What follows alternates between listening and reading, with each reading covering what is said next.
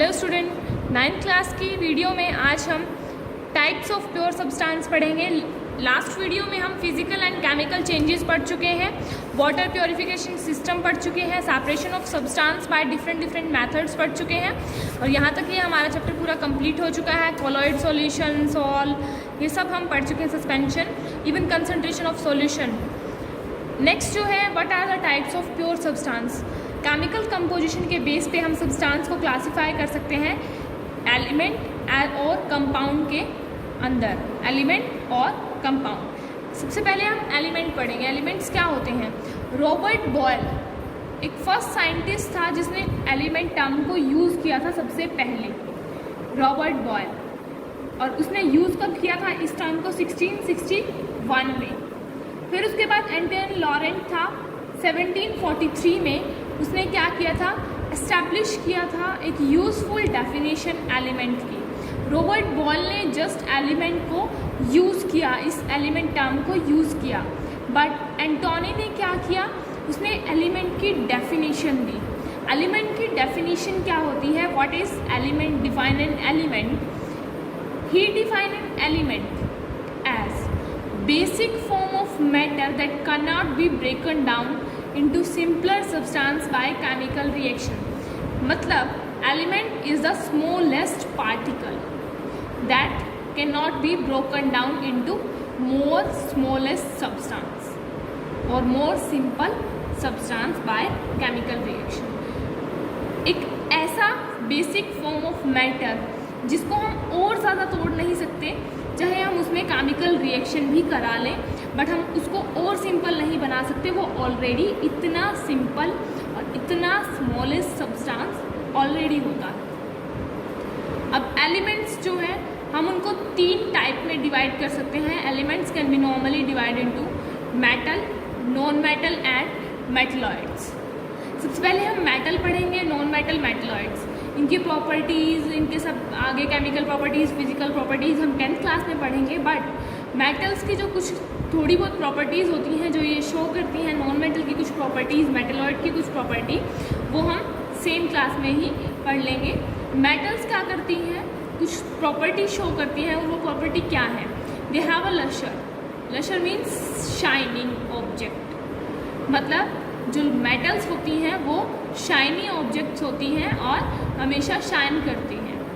उनका जो होता है सिल्वरी ग्रे या फिर गोल्डन येलो कलर होता है। सिल्वरी ग्रे और गोल्डन येलो, जैसे गोल्ड, सिल्वर, ये सब। They conduct heat and electricity.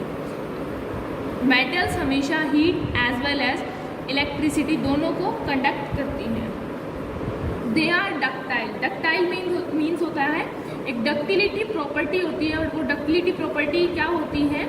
The property that into that the metal can be drawn into wires. Malleable होते हैं। मैलिएबल होता है अगर हम उनके ऊपर हैमर से मतलब चोट करते हैं कभी भी हैमर से, तो उससे क्या होगा? वो थिन शीट में, बड़ी शीट में बदल सकते हैं हम उनको। डक्टाइल होता है वायर्स में बदलना, हम उनको वायर में बदल सकते हैं लंबी लंबी, और मैलिएबल होता है हम उनको थिन शीट में चेंज कर सकते हैं। नेक्स्ट है they are sonorous. Sonorous means जब भी हम मेटल के ऊपर कोई हीट करते हैं स्ट्रॉन्ग सी चीज़, तो उससे क्या होता है? एक रिंगिंग साउंड निकलता है। वो रिंगिंग साउंड जो होता है वो ही उनका सोनोरस उनको बनाता है। एग्जाम्पल जो होते हैं मेटल के, वो होते हैं gold, silver, copper, iron, sodium, potassium. ये सारी क्या है? सारी मेटल्स हैं, बट इनके अंदर ये सारी सॉलिड होती हैं। जितनी भी हमने मेटल्स का भी नाम लिया, ये सब सॉलिड होती है रूम टेम्परेचर पे। एक्सेप्शन कहाँ आती है? यहाँ पे मरकरी में। मरकरी सिर्फ एक ऐसा मेटल है जो लिक्विड होता है रूम टेम्परेचर पे। नॉन मेटल्स क्या होती हैं? नॉन मेटल भी कुछ प्रॉपर्टीज़ दिखाती हैं। हमने मेटल्स में पढ़ा कि उनका सिल्वरी ग्रे या फिर गोल्डन येलो कलर होता है। नॉन मेटल्स के अंदर क्या होता है? वो वैरायटी ऑफ कलर डिस्प्ले करती हैं, वैरायटी ऑफ कलर शो करती हैं। सिर्फ 1 या 2 कलर उनके अंदर नहीं होता, बहुत सारे कलर हो सकते हैं। Metals was good conductor of heat as well as electricity, but in case of non metal, non metals are poor conductor of heat and electricity. ना तो वो हीट को कंडक्ट करती हैं, ना ही इलेक्ट्रिसिटी को। ना ही वो लशरस होती हैं, शाइनी ऑब्जेक्ट्स नहीं होती, सोनोरस नहीं होती, मैलिएबल नहीं होती। सोनोरस मीन्स जब हम उन पे हिट करते हैं किसी मतलब स्ट्रॉन्ग ऑब्जेक्ट से तो उनमें से कोई रिंगिंग साउंड नहीं निकलता। मैलिएबल मीन्स हम उनकी थीन शीट या फिर थीन वायर्स ये चीज़ें हम नहीं बना सकते। ना तो वो सोनोरस होती हैं, ना लशरस होती हैं, ना मैलिएबल होती हैं और ना ही डक्टाइल होती हैं। एग्जाम्पल्स क्या हैं नॉन मेटल्स के? वो है hydrogen, oxygen, iodine, carbon, bromine, chlorine, ये सब उसके एग्जाम्पल्स हैं। कुछ एलिमेंट्स होते हैं इनके बीच में, मेटल और नॉन मेटल के बीच में, जो कुछ प्रॉपर्टी मेटल की शो करते हैं और कुछ नॉन मेटल की शो करते हैं।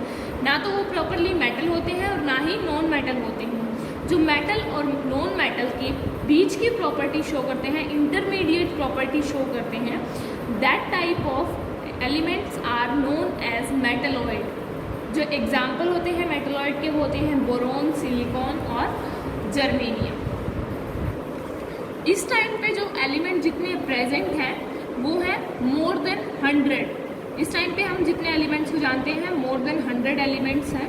92 एलिमेंट्स तो नेचुरली अक्रिंग हैं, जो हमें नेचर से मिल जाते हैं, और जो 8 हैं, 8 से ज़्यादा है, वो क्या है? मैन मेड है। मैन ने उनको डिस्कवर किया है टाइम टू टाइम और उनको बनाया है।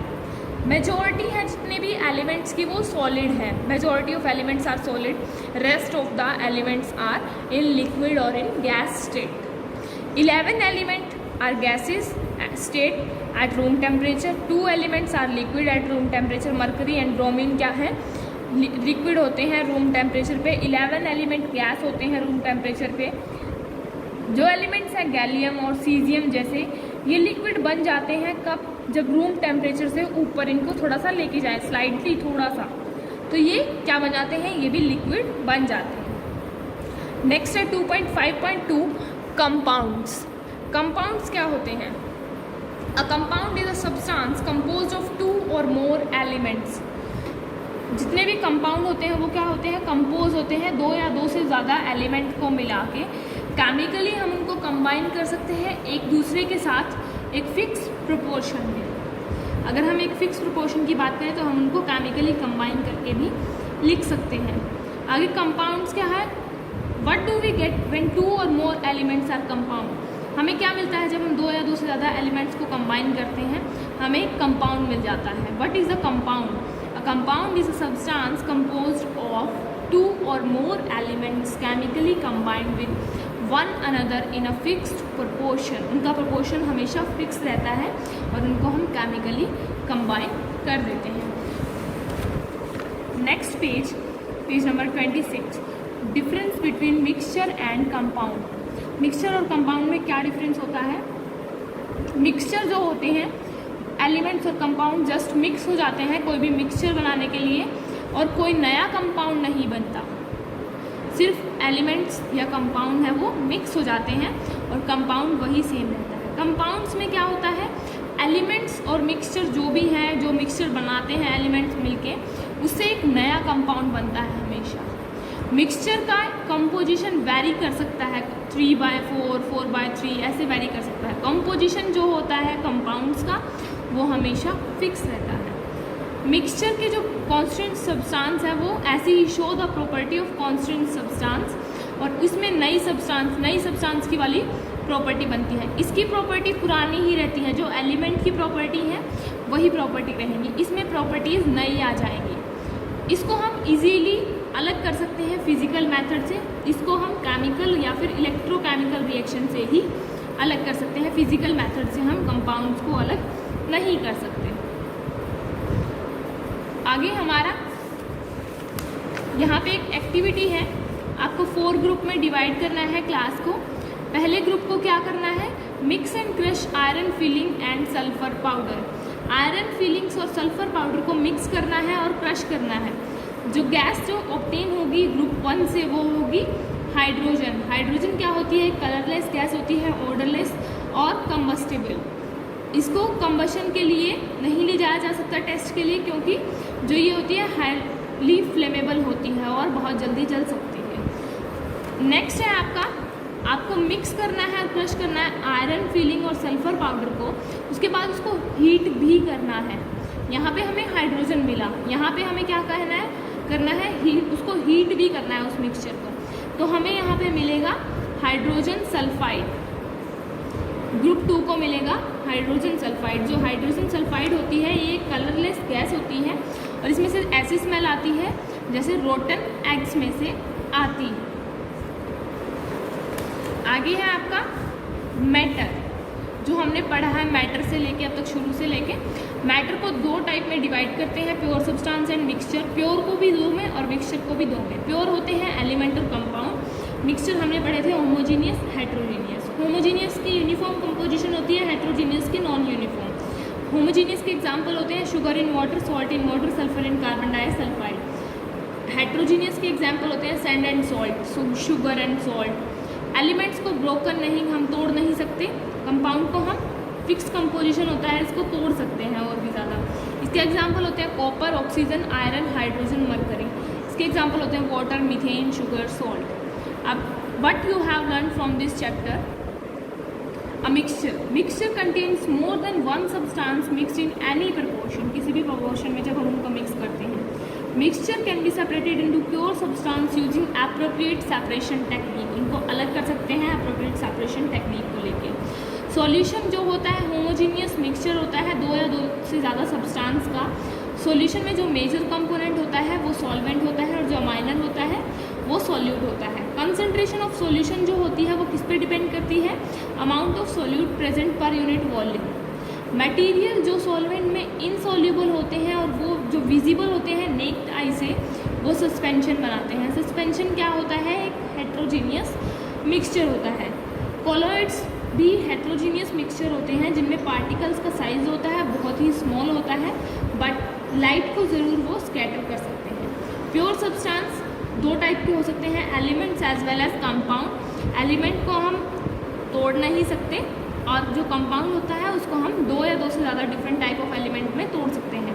प्रॉपर्टीज़ जो होती हैं कंपाउंड की वो डिफरेंट होती हैं कॉन्स्टिट्यूएंट एलिमेंट से, और जो मिक्सचर होता है वो शो करता है प्रॉपर्टी कॉन्स्टिट्यूएंट एलिमेंट और कंपाउंड। सेम प्रॉपर्टी वही शो करता है मिक्सचर जो एलिमेंट या कंपाउंड की होती हैं, बट कंपाउंड में जो होती हैं वो एलिमेंट से डिफरेंट प्रॉपर्टीज़ होती हैं। So this was our chapter students. If you have any doubt in the questions of NCERT exercise, then you can share with me in the comment box. So thank you for watching the video of this chapter.